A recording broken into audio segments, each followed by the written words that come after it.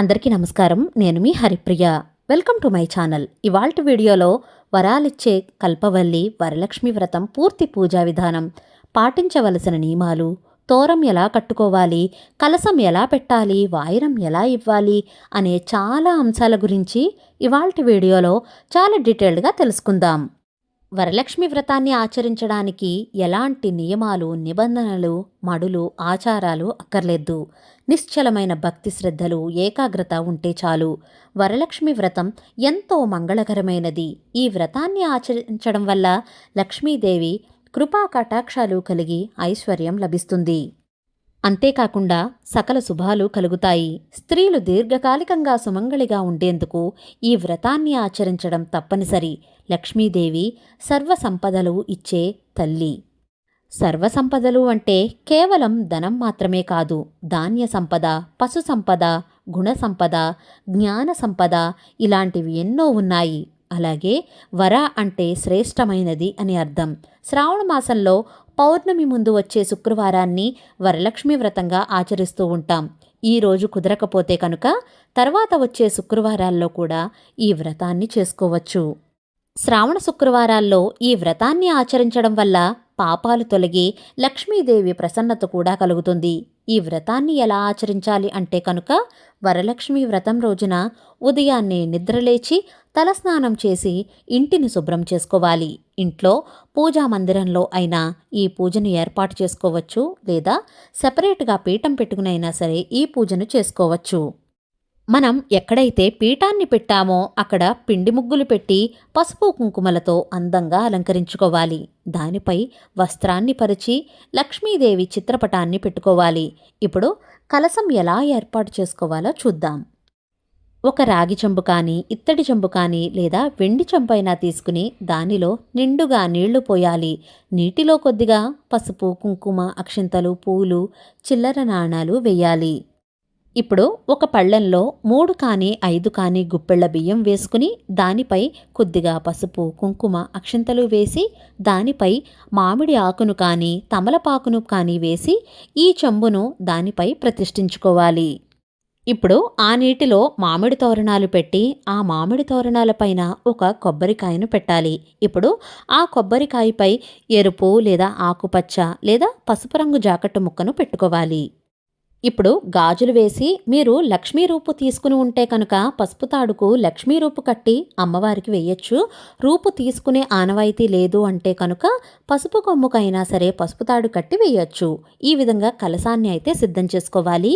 ఆ తర్వాత తోరాన్ని, వాయనాన్ని కూడా సిద్ధం చేసుకుని పెట్టేసుకుంటే మనకు పూజ మధ్యలో లేవక్కర్లేదు.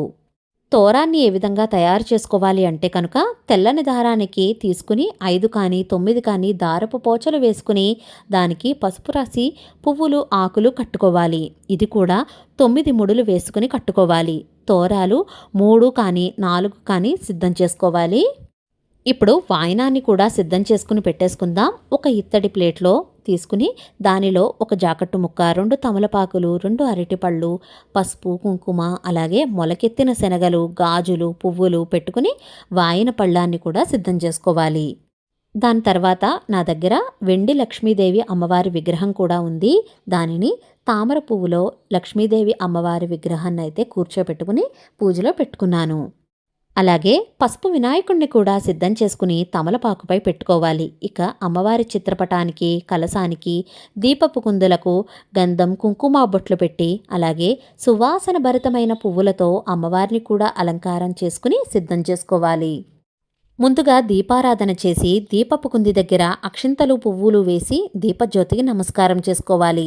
మనం ఆచమనం చేసి సంకల్పం చెప్పుకొని మనం ఏ పూజ చేసినా, ఏ వ్రతం చేసినా గణపతి పూజతో ఆరాధిస్తాం కదా, ఇక్కడ కూడా పసుపు గణపతి పూజను చేసుకోవాలి. గణపతిని షోడశోపచారాలతో కానీ పంచోపచారాలతో కానీ పూజించాలి. అంటే ధ్యానం, ఆవాహనం, ఆసనం, పాద్యం, అర్ఘ్యం, స్నానం, వస్త్రం, యజ్ఞోపవీతం, గంధపుష్ప అక్షింతలు, పసుపు కుంకుమ సమర్పించి ధూపం, దీపం కూడా చూపించి నైవేద్యంగా చిన్న బెల్లం ముక్కను కానీ 2 అరటిపళ్ళను కానీ నైవేద్యం పెట్టి మంగళహారతి ఇవ్వాలి. ఆ తర్వాత మంత్రపుష్పం చెప్పుకుని ఆత్మ ప్రదక్షిణ చేసి అక్షింతలు గణపతి మీద వెయ్యాలి. గణపతిని 3 సార్లు కదిపి యథాస్థానం ప్రవేశయామి అని చెప్పి 3 సార్లు కదపాలి. ఇక్కడితో గణపతి పూజ పూర్తవుతుంది. ఇప్పుడు వరలక్ష్మి అమ్మవారి వ్రతాన్ని ఏ విధంగా ఆచరించాలో చూద్దాం. లక్ష్మీ అమ్మవారిని కూడా గణపతిని ఏ విధంగా అయితే షోడశోపచారాలతో పూజించామో సేమ్ అలానే అమ్మవారిని కూడా షోడశోపచారాలతో పూజించాలి. అంటే ధ్యానం, ఆవాహనం, ఆసనం, పాద్యం, అర్ఘ్యం, స్నానం, వస్త్రం, యజ్ఞోపవీతం, గంధపుష్ప అక్షంతలు, పుష్పం సమర్పించి తర్వాత అదాంగ పూజను చెయ్యాలి. అదాంగ పూజ అంటే అమ్మవారి ప్రతి అంగానికి పూజ చేయడం అన్నమాట. అదాంగ పూజను అక్షింతలు, పువ్వులు, పసుపు, కుంకుమ వేస్తూ అదాంగ పూజను చేసుకోవాలి. తర్వాత అమ్మవారివి అష్టోత్తర శతనామావళి అంటే 108 నామాలు చదువుకుంటూ పసుపు, కుంకుమ, పూలు, అక్షింతలు, పసుపు కొమ్ములు, ఇంకా కాయిన్స్ ఇలా మంగళకరమైన ద్రవ్యాలతో వేటితో అయినా సరే లక్ష్మీ అమ్మవారివి స్తోత్రాలు అవి చదువుకుంటూ పూజ చేసుకోవచ్చు. తర్వాత స్తోత్రాలు ఇవన్నీ చదువుకున్న తర్వాత కనకదారా స్తోత్రం, లక్ష్మీ అష్టకం, మహాలక్ష్మి అష్టకం ఇవన్నీ మీకు ఏవైనా వచ్చి ఉంటే కనుక అవన్నీ కూడా చదువుకోవచ్చు. తర్వాత ధూపం దీపం చూపించి నైవేద్యంగా అరటిపళ్ళు, కొబ్బరికాయ మనం ఏవైతే నైవేద్యం తయారు చేసి ఉంచామో అవన్నీ కూడా అంటే బూరెలు, గారెలు, పులిహోర, పరమాన్నం, చక్కెర పొంగలి ఇవన్నీ కూడా నైవేద్యంగా సమర్పించాలి. తర్వాత తాంబూలం కూడా సమర్పించాలి. మంగళహారతిని ఇవ్వాలి. ఇక్కడైనా హారతిని ఇవ్వచ్చు లేదా కథలు చదువుకున్న తర్వాత లాస్ట్లో అయినా సరే హారతిని ఇవ్వచ్చు. ఇప్పుడు మనం తయారు చేసుకున్న తోరాలు ఉన్నాయి కదా, ఆ తోరాలను అమ్మవారి వద్ద పెట్టి తోరగ్రంథి పూజను చేసుకోవాలి. అక్షంతలు తోరంపై వేస్తూ తోరగ్రంథి పూజను చేసుకోవాలి. ఆ తోరగ్రంథి పూజ పూర్తయిన తర్వాత అమ్మవారి దగ్గర ఉన్న ఒక తోరాన్ని తీసుకుని తోరం కట్టుకుంటూ ఈ మంత్రాన్ని అనుకుంటూ తోరాన్ని కట్టుకోవాలి. బద్నామి దక్షిణహస్తే నవసూత్రం శుభప్రదం పుత్ర పౌత్రాభివృద్ధించ సౌభాగ్యం దేహిమే రమే అని మంత్రాన్ని చదువుకుంటూ మన కుడి చేతికి తోరాన్ని కట్టుకోవాలి. తర్వాత అమ్మవారికి వాయనాన్ని ఇవ్వాలి. వాయనం ఇస్తున్నప్పుడు ఇస్తినమ్మ వాయనం అని మనం చెప్పుకొని పుచ్చుకుంటున్నమ్మ వాయనం అని అమ్మవారే చెప్తున్నట్లుగా మనమే చెప్పుకొని వాయనాన్ని సమర్పించాలి. ఆ తరువాత అక్షింతలు కొద్దిగా తీసుకుని వరలక్ష్మి వ్రత కథను చదువుకోవాలి. వరలక్ష్మి వ్రత పుస్తకం మనకు అన్ని పూజా స్టోర్స్లోనూ బుక్ స్టోర్స్లో కూడా దొరుకుతుంది. ఆ బుక్లో ఉన్నది ఉన్నట్లుగా ఫాలో అయితే మనకు అర్థమైపోతుంది. అలా పూర్తిగా చదివిన తర్వాత అక్షింతలు కళ్ళకు అద్దుకుని కొన్ని అక్షింతలు అమ్మవారి మీద వేసి మిగిలిన అక్షింతలను మనం వేసుకుని భర్త చేత ఇంట్లోని పెద్దవారి చేత కూడా అక్షింతలు వేయించుకోవాలి. ఇప్పుడు మంగళహారతి ఇచ్చి హారతి పాటలు ఏమైనా వస్తే చక్కగా పాడుకుంటూ అమ్మవారికి హారతిని ఇవ్వాలి. ఆ తర్వాత ఆత్మ ప్రదక్షిణ చేసి మంత్రపుష్పం చెప్పుకొని అమ్మవారిపై అక్షింతలు వేయాలి. ఇక్కడితో పూజ పూర్తవుతుంది. ఇక సాష్టాంగ నమస్కారం చేసి పూజలో ఏదైనా లోపం ఉంటే మన్నించు తల్లి అని వేడుకోవాలి. అమ్మవారికి కుంకుమ పూజ చేసుకున్నాం కదా, అది కొద్దిగా తీసుకుని మనం నుదుటను పెట్టుకోవాలి. అష్టైశ్వర్యాలను కలుగజేసే అష్టలక్ష్మీ రూపమే వరలక్ష్మీదేవిగా మనం ఆరాధిస్తాం. భక్తితో పూజించిన వారికి కొలిచిన వారికి కొంగు బంగారమై వరాలిచ్చే మహాలక్ష్మి వరలక్ష్మి. ఈ విషయాన్ని శివుడు పార్వతీదేవికి చెప్పినట్లుగా స్కాంద పురాణంలో ఉంది. మీరు కూడా తప్పకుండా ఈ వ్రతాన్ని చేసుకోవాలి అని కోరుకుంటున్నాను. నెక్స్ట్ వీడియోలో సంపూర్ణ పూజా విధానం వీడియో అప్లోడ్ చేస్తాను.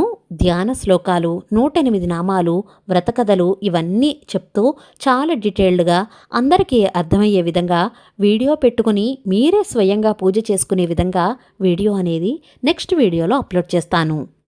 మీరు కూడా తప్పకుండా వరలక్ష్మి వ్రతాన్ని ఆచరించాలని మనస్ఫూర్తిగా కోరుకుంటూ అమ్మవారి కరుణ కృపా కటాక్షాలు మనందరి మీద ఉండాలని మనస్ఫూర్తిగా కోరుకుంటున్నాను. అలాగే మనందరి సకల అభీష్టాలను సర్వమంగళ సంప్రాప్తిని నిత్య సుమంగళిగా ఆశీర్వదించాలని ఆ అమ్మవారిని వేడుకుంటున్నాను. సర్వేజన సుఖినో భవంతు. ఇవాల్టి వీడియో మీ అందరికీ నచ్చిందా? నచ్చినట్లయితే please like, share, subscribe to my channel. మరో సరికొత్త వీడియోతో మళ్ళీ కలుస్తాను. నేను మీ Haripriya. Thank you for watching.